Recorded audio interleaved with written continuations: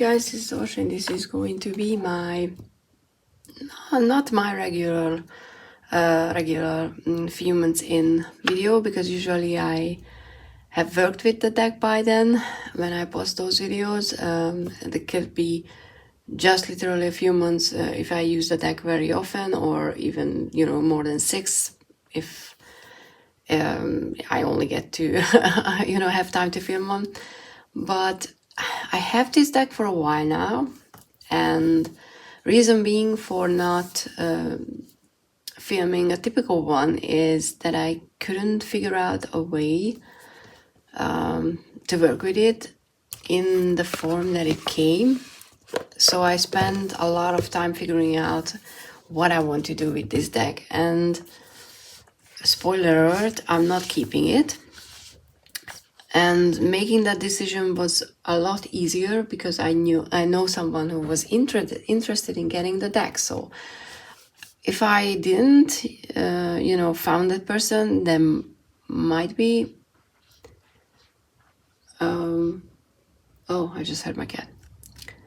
So there might have been more hesitation on my part, maybe, because it's not as easy to, you know,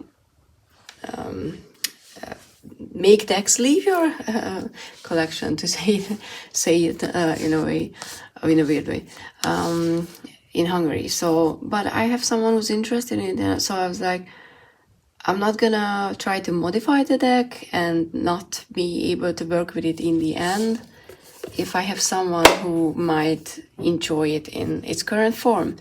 It's a Liminal 11 deck which was sent to me for review. I had my initial first reaction, which was a very positive one, and I do still think that it's a beautifully done deck. I absolutely love the design. And this is the inside of the box. You know, it's a 2-piece, but in a different kind of 2-piece box. And the most interesting part of this deck, where is it? Okay, is that besides the cards, you get 2 guidebooks, and I really like that sort of an idea to go into a reading with one dusk kind of, you know. I think the dusk is the one where it says there are 2 sayings in it. It's a Japanese and it's I think it's in English. The other one, this is the Japanese one, Korogaru ishi ni koke musazu, which I have no idea what it means, besides that, you know, a rolling stone gathers no moss. I just, you know, I can read that more or less correctly. I listen to enough J-pop to be confident. But it's the 2 books are for the same saying in English but different meaning. And in the dusk one, it's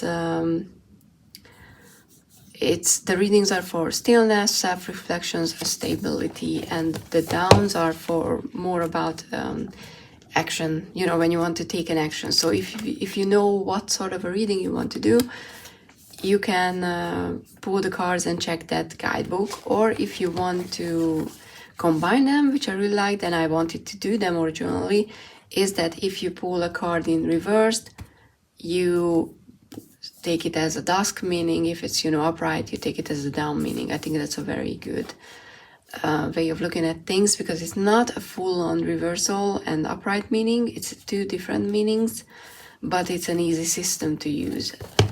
The cards are still absolutely lovely. There are, I think it's, you know, the last one is the Sickle, is the 54th card, and we have the seed for 0.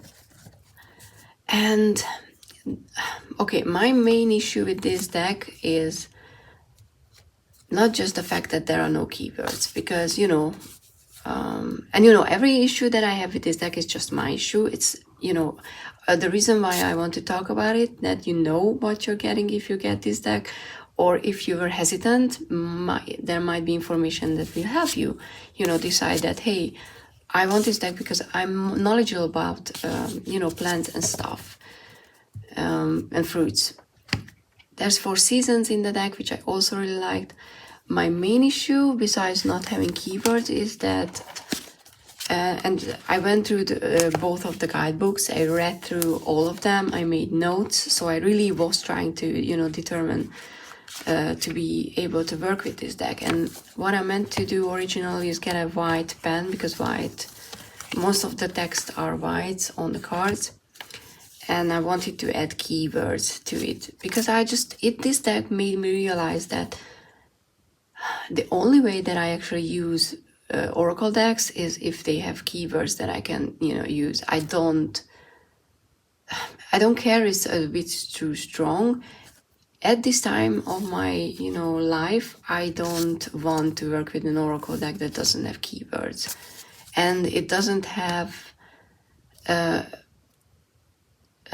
such an expressive artwork that I can pull something out of, because I don't know anything about these flowers in general. I can't look at wisteria and say that, oh, this is about I have no idea. I don't know anything about wisteria besides being cute or, you know, pretty. But my other problem with this deck is that, you know, sometimes we have a snake in the chickweed, but there's absolutely no explanation in the guidebook why is there a snake.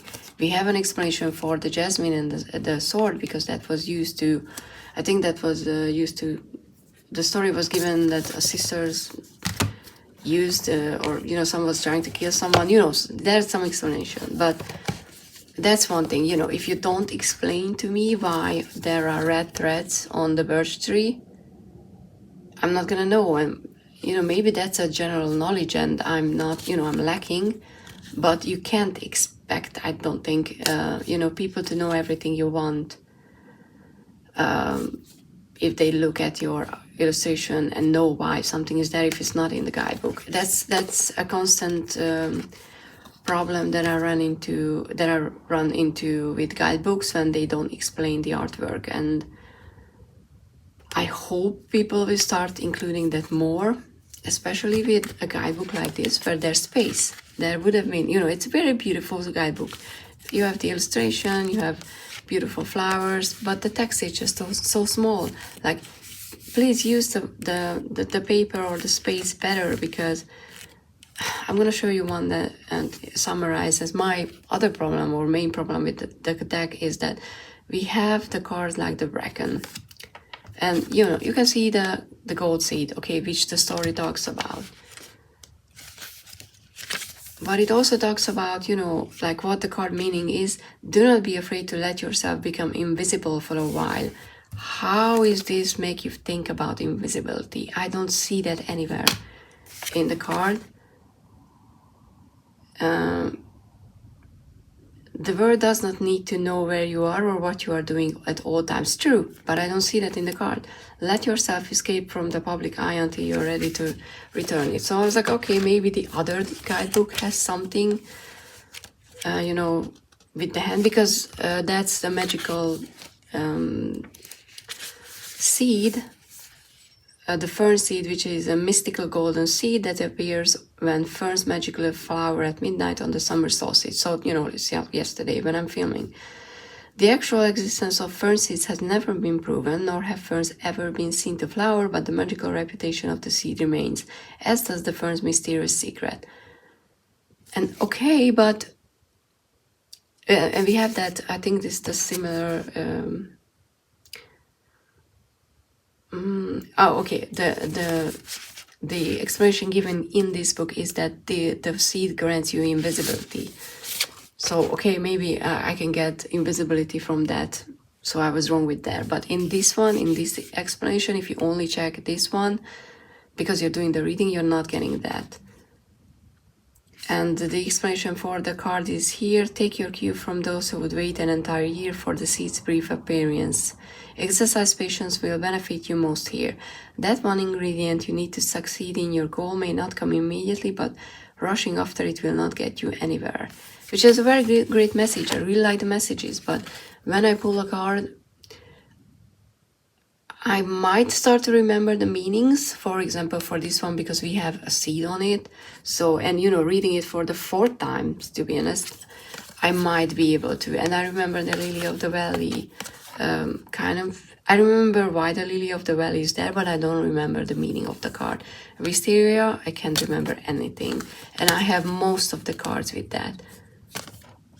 You know, not remembering what the meanings are. So no matter how beautiful the cards are, how nicely written the guidebook is, I don't find they connect in a way for me that makes this deck easy to use. And since I have decks, I have multiple decks in my collection where I can just easily pull out and start using. And I'm not saying that I want to be lazy with it, you know, and not read the guidebook and not use what the guidebook has to offer, because I do that. I go through it, I make notes, I try to use them, you know. I have other decks where I did that. I like doing one card pulls with oracle decks and reading the entries all the time for a longer period of time, so that way the meanings can take hold or you know, stuck in my memory better. But I mean, it's just, unfortunately, I don't see myself going that extra mile for this deck. Even though as I look through the artwork, I'm like, oh, but it's so beautiful. And I hope, and I don't think they would do that, but you know, it would be so cool if they would re-release this deck with the keywords, which are sometimes not matching the stories, by the way, which is something odd. I don't like when that happens either, because you have the explanation for the card here, but the keywords you get separately in a very useful table. But sometimes not all of the keywords are connecting to the meaning or the artwork you get. So it's a bit like, why? You know, explain it to me more. You have space, please do so. So I would think that I love these tulips. They are so beautiful. Tulips are still my favorite, which I don't like also that tulips are negative in this deck. Because tulips are always so positive in my life, and these are my favorite flowers, and we get a very negative meaning for them, or negative meaning for them in the book, and I never run into that previously, so that was weird. But I would love to have this deck with keywords, even if it's just one keyword here, one keyword for the, you know, reversed dusk meaning. Not all of them. That would just be so easy and so much more accessible in a reading. Plus, please make the seed as actual seed and not a seedling. So yeah, I don't know. I'm letting this one go because I have other decks easily that I can use. Even the Green Witch Oracle, which I bitched about very, you know, diplomatically and very nicely, I hope. But I complained about in my 6 months in video, because there were some errors on the artwork, and there were some mismatches in the guidebook, which I don't think has been fixed yet, which I kind of find it weird, because, you know, these were obvious errors that shouldn't be fixed in my opinion. But that's still, you know, a deck that I can just pull out, use it, because I read through the guidebook. I connect the meanings given there to the cards much more easily. I can still use those, and even though I really would like to keep this deck, and I would really appreciate, you know, to have it in my collection, but it's just, it's kind of silly to keep it, especially because I have someone that is interested in getting this deck. So yeah, the deck is going, unfortunately. But I appreciate the opportunity of having to play with it, because even though I would love to be able to just look at a deck and be able to say immediately if it's gonna work for me or not, the two decks that Liminal Level 11 sent me are the perfect example that the deck that you thought you would like and will work for you easily sometimes is the one that doesn't, but the other that you dismissed because it just looked like a simple clone of an RWS deck. And obviously I don't have because I put it somewhere for some reason.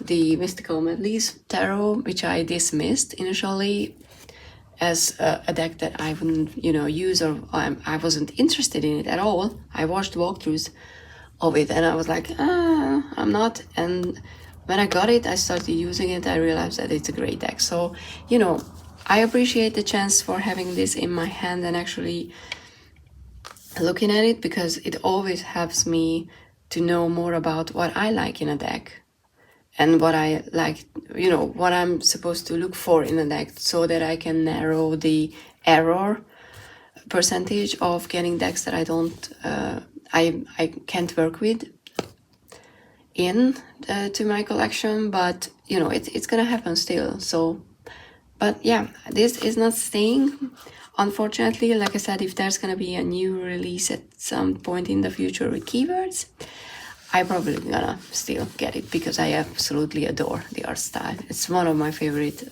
digital art styles. So, I mean, I'm not a snake person, but these snakes look so beautiful.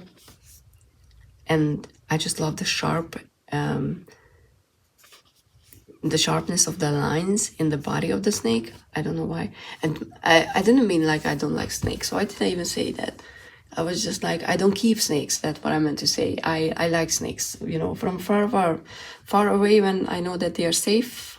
I like to hold them when I know that they're not gonna bite me or something like that. But I don't want to run into any snakes in the garden, because that would be like really, really unexpected and unusual. So yeah, let's not go there. But yeah, I hope this is useful in any way. And if you like this deck, please do tell me, how do you work with it? Do you work with it just by reading just reading the guidebook and connecting with the cards and the meanings? Do you know more about the plants because of the deck? Tell me positive things about this deck, because I don't want this video to be like, oh, this is just like a bad deck. It's not. It's an absolute gorgeous deck. Unfortunately for me, it's not working, but it could work for you, and I don't want you to feel I'm discouraging you to get any deck that you feel like you can connect to, because that's not my point. My point is to give you more information so you can make more informed decision. That's what I like to get out of videos that I watch. So hopefully this was useful. Please like, subscribe, comment down below, and yeah, see you in the next one. Bye.